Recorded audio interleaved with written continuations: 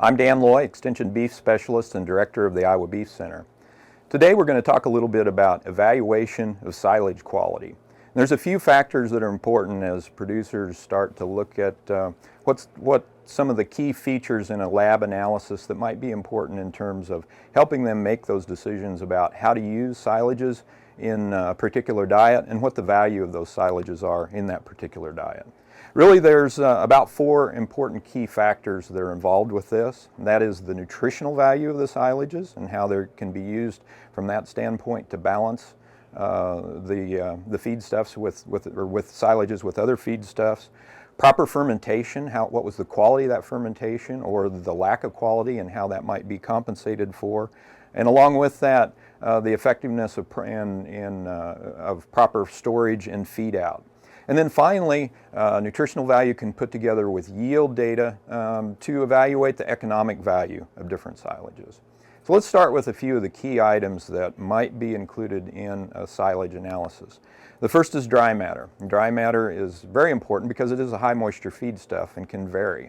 This can be done relatively frequently using simple tests like the microwave, or more accurately it can be mailed in along with the other nutritional analysis as well. The second part is chemical composition. And with chemical composition, a lot of what we're doing there is evaluating the fiber profile and the carbohydrate profile in an effort to estimate the energy value of the silage.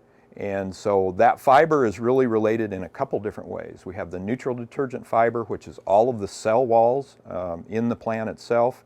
And that's related to feed intake of the silage. The second part is the acid detergent fiber, and that's the fiber that's not soluble in an acid detergent, and that is a correlation to the energy value. So a lot of times the energy then is estimated based on the acid detergent fiber.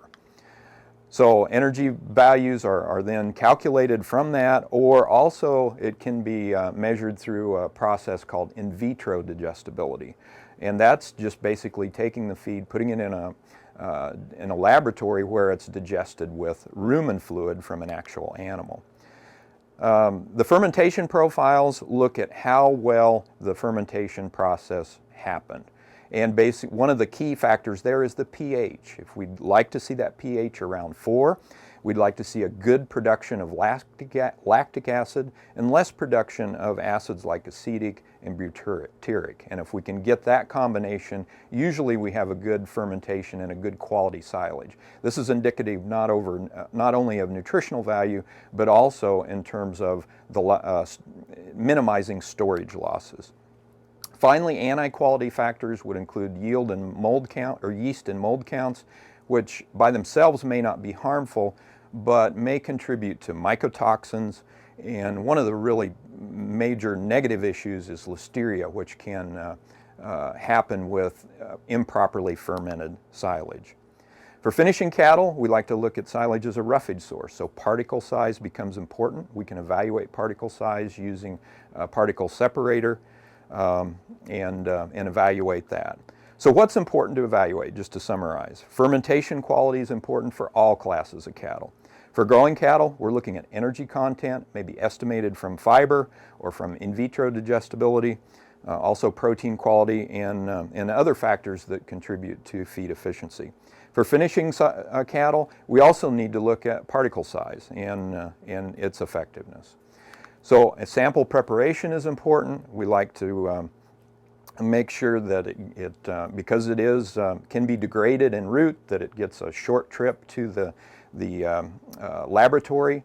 So be sure and follow the instructions for getting that feed to the laboratory that they will provide to you.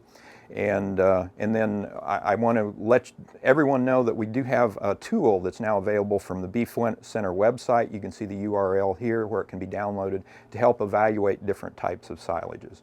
And for other questions, contact us at the Iowa Beef Center or the University of Nebraska, and we'll be happy to help you.